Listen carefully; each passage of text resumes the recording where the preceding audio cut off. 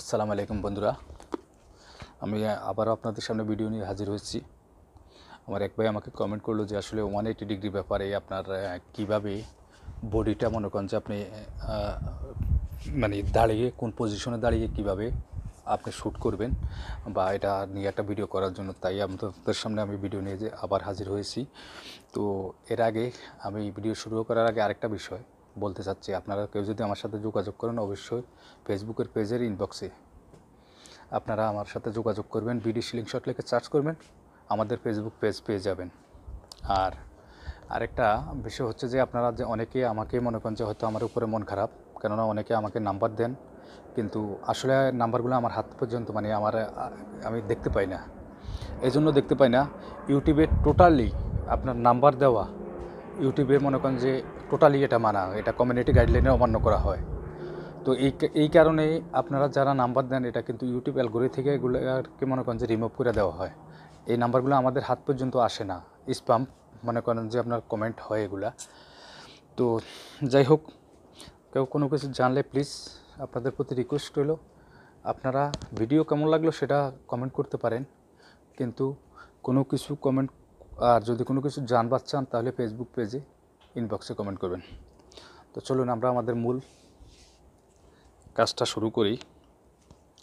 দেখুন, আমি সর্বপ্রথম 180 ডিগ্রি ব্যাপারে দেখাবো এবং 45, কেননা দুজনে আমাকে কমেন্ট করেছে যে বডির ইয়েটা আপনার কীভাবে দাঁড়াতে হবে, কোন পজিশনে দাঁড়াতে হবে বডি ইয়েটা করে দেখানোর জন্য।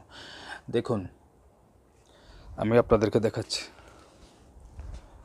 180 ডিগ্রি ঠিক এইভাবে। এই যে দেখুন, এই হাতটা মনে করেন যে এই হাতটা ঠিক এই পজিশনে থাকবে,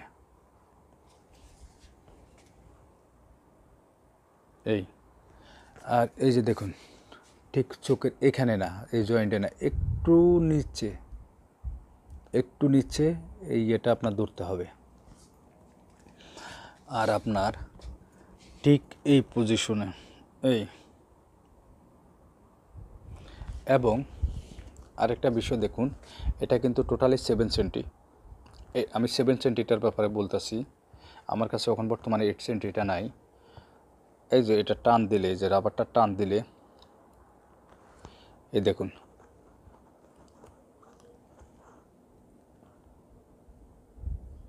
এখানে একটা আসে, মানে এখান থেকে এই থেকে একটু বাইর হলে আপনার এটা চিকনের মাত্রাটা একটু বেশি আসে। তো আপনারা ঠিক ওই জায়গাটা বরাবর লক্ষ্য করবেন। হ্যাঁ, এই লক্ষ্যটা অনেক সময় চেঞ্জ হয়। আপনি এমুটা যখন এইভাবে দূরে যখন এটাকে এইভাবে রাখবেন, এই আঙ্গুলটা এইভাবে রাখবেন, তখন এই জিনিসটা কিন্তু একটু স্পেস এইদিকে আসে, এই ক্ষেত্রে কিন্তু আপনার এটা এখানে আসবে। আর আপনি যদি এটা যদি ওভার টানেন, ওভার, তাহলে এটা মনে করেন যে আরও এদিকে আসে, যার ফলে মনে করেন যে এটা আর একটু আপনার এদিকে ধরতে হবে। আর এটা আমার ক্ষেত্রে, আপনাদের ক্ষেত্রে এটা হচ্ছে যে মেন হচ্ছে যে লজিক। আপনাদের ক্ষেত্রে হয়তো মনে করেন যে যখন আপনি যখন আরেকটা বিষয় আপনাদেরকে আমি ক্লিয়ার করে দিই, যখন আপনার মনে করেন যে 180 ডিগ্রি আপনি যখন মনে করেন যে এইখানে রাখার পরে এইখানে রাখার পরে আপনি যদি এমিং পয়েন্টটা আপনি যদি রাবারের কর্নারটা বানান, রাবারের কর্নারটা বানানোর ফলে মনে করেন যে আপনি এমিং পয়েন্টে এটাকে ধরলেন, ধরার পরে আপনি দেখলেন যে আপনার যেখানে লক্ষ্যবস্তু তার বাম পাশ দিয়ে গেছে, ঠিক আছে, বাম পাশ দিয়ে গেছে। তাহলে এই ক্ষেত্রে কী করতে হবে, আপনি এমিং পয়েন্টটা এখানে চেঞ্জ করবেন,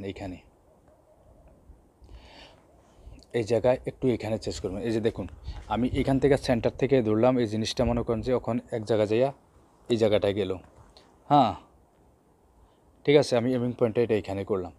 যখন আমি এমিং পয়েন্টটা এখানে করব, মনে করেন যে আমার লক্ষ্যবস্তুর এই পাশ দিয়ে পড়ছে, যখন আমি এমিং পয়েন্টটা আর একটু এদিকে করব, তখন কিন্তু স্লিং শট, মানে আমার এখান থেকে স্লিং শটের মাত্রাটা একটু এদিকে আসবে। এই যে দেখুন, এই স্লিং শট আমি ধরলাম এটা এইভাবে, আমি কর্নারে এটা লাস্ট ধরলাম, এই এক পজিশন আসছে। যখন আমি এটা সেন্টারে করতে যাব, আমার অ্যাঙ্কার পয়েন্ট সেম জায়গায়, সেন্টারে করতে গেলে ইয়েটা একটু এদিকে আসবে। এই যে দেখুন স্লিং শট, আর করতে গেলে এদিকে দেখছেন স্লিং শটের পজিশন চেঞ্জ হয়, আর তাহলে যখন আপনি মনে করেন যে এই পাশ দেওয়া যাবে, তখন আপনার স্লিং শটটা যখন একটু সেন্টারের দিকে ধরবেন, সেন্টারের দিকে ধরার ফলে আপনার স্লিং শটটা একটু মুভমেন্ট এদিকে হবে, কারণ আপনার অ্যাঙ্কার পয়েন্ট সেম পজিশনে, তখন আপনার স্লিং শটটা একটু মুভ হবে এইদিকে, তাহলে আপনি মনে করেন যে আপনার লক্ষ্যবস্তুতে আপনার মনে করেন যে অ্যাকুরেট হবে। এটা হচ্ছে যে আপনার 180 ডিগ্রি ব্যাপারে, ঠিক আছে। আর হাতের পজিশন থাকবে ঠিক এই এই এই যে আপনারা আবারও দেখুন, এই ওভার টানবেন এই। আর এই ওভার টানার ফলে এই যে দেখুন ওভারের ব্যাপারটাও আমি বলি, যারা ওভার মনে করেন যে রাবার ওভার টানেন, এই যে এই ওভার টানার ফলে আপনার মনে করেন যে এমিং পয়েন্টটা এখানে থাকে, কিন্তু অ্যাঙ্কার পয়েন্টটা কমার নয় ডাইন পাশে যায়, কারণ আপনার রাবারের টাচ এখানে হয়, তাহলে আপনার এমিং পয়েন্টটা কমার নয়। এই যে দেখুন আমার ওখানে এখানে, কিন্তু যখন আমি পিছে টানছি এই জায়গাটা একটা গ্যাপ তৈরি হয়, এই গ্যাপটার অনুপাতে কিন্তু মনে করেন যে এমিং পয়েন্টটা পিছে যায়। তো সেই ক্ষেত্রেও কিন্তু আপনার যখন পিছে এভাবে টানবেন, টানার ফলে কিন্তু আপনার এখানে পজিশন চেঞ্জ করতে হবে, যেমন একটা উদাহরণ, আমি স্লিং শটটা এইভাবে ধরলাম, এখানে এমিং পয়েন্টটা করলাম, করার পরে আমার এটা অ্যাকুরেট হলো, ঠিক আছে।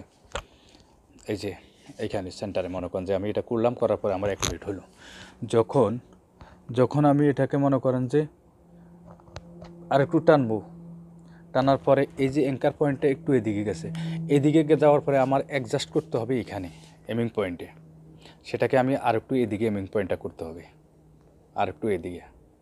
এটা আমি আপনাদের বোঝানোর ক্ষেত্রে বলছি, আমি বলতেছি না এটা পারফেক্ট, যে এক এক সিলিং শটে এক একটা আসে, আর একটু আপনার এদিকে করতে হবে, তাহলে আপনারা অ্যাকুরেট পাবেন। আর সবসময় একটা বিষয়, সবসময় একটা জিনিস ফলো করে, আপনি এক সাইজের রাবার ব্যবহার করবেন এবং একই পজিশনে, এই যে এতটুকু টানতেছেন এতটুকু থেকে আপনি বানাই নেবেন, কিংবা এখানে ধরতেছেন এখানে আপনি বানাই নিতে পারেন। যখন আপনি একটা অ্যাঙ্কার পয়েন্ট চেঞ্জ করবেন, তখন আপনার এমিং পয়েন্টও চেঞ্জ হবে অটোমেটিক। আচ্ছা, আমি আগে দুটো শ্যুট করে দেখাচ্ছি আপনাদেরকে।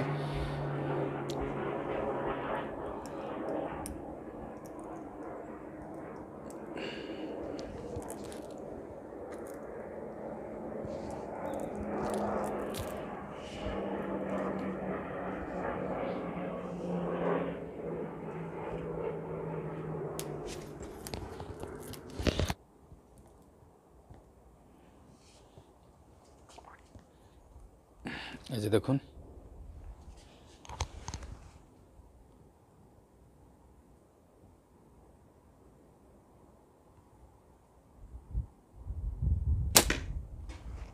এটা কি হলো, উপর দিয়া গেছে, কিন্তু আমার এমিং পয়েন্টটা বরাবর আছে, তাহলে আমি এমিং পয়েন্টও সেম রাখবো, শুধু অ্যাঙ্কার পয়েন্টটা হালকা স্লাইড একটু উপর উঠাবো। একটা বিষয় হচ্ছে যে মিস না করলে বোঝা যাবে না, কিন্তু মিসটা কেন হয় সেটা আগে তথ্যটা বাইর করবেন,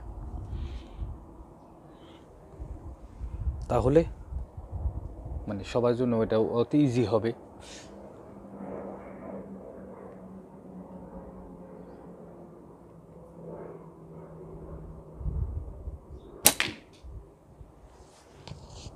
এই যে আমার আগেরটা মিস হয়েছিল একটু নিচে হওয়াতে উপর দিয়ে গেছে, এখন আমি এখান থেকে হালকা একটু উপরে ধরে দিছি, যার ফলে অ্যাকুরেট হয়েছে।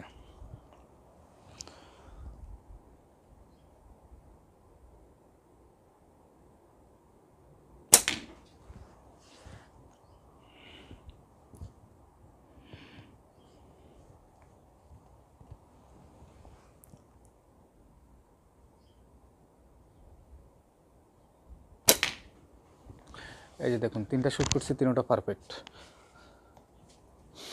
আমি আবারও দেখাচ্ছি, আমার ক্ষেত্রে ঠিক এখানে, ঠিক এই যে রাবারের এই জায়গাটা আমি আবারও দেখাচ্ছি, এই যে রাবারের ঠিক এই জায়গাটা বরাবর আমি শ্যুটটা করছি, এই যে জায়গা, এই যে দেখুন এই রাবারের মাথাটা বরাবর। এটা তো গেল আপনার তিনটা শ্যুট, যে আপনার এইখানে অ্যাঙ্কার পয়েন্ট লাগায়া। এখন আমি একটু পিছনে একটু টাইনে আপনাদেরকে দেখাচ্ছি, কিন্তু এই ক্ষেত্রে আমার মনে করেন যে আগেরটা আমি ধরছি এমিং পয়েন্ট এখানে, ওখানে এই ক্ষেত্রে একটু চেঞ্জ হবে একটু এদিকে, কেননা এটা যখনই যখনই আমি এটাকে পিছনে টানবো তখন কিন্তু এই জায়গাটা একটু এদিকে আসবে, এই জায়গাটা এদিকে আসার ফলে সিলিং শট মনে করেন যে এটার সেন্টার বরাবর আসতে হবে। তাহলে এই ক্ষেত্রে আমি এখানে যখন একটু এমিং পয়েন্ট একটু এদিকে ধরবো তাহলে সিলিং শটটা কমানো একটু এদিকে আসবে, তখন আপনার সেন্টারে যাওয়া জিনিসটা এভাবে হবে। তো দেখুন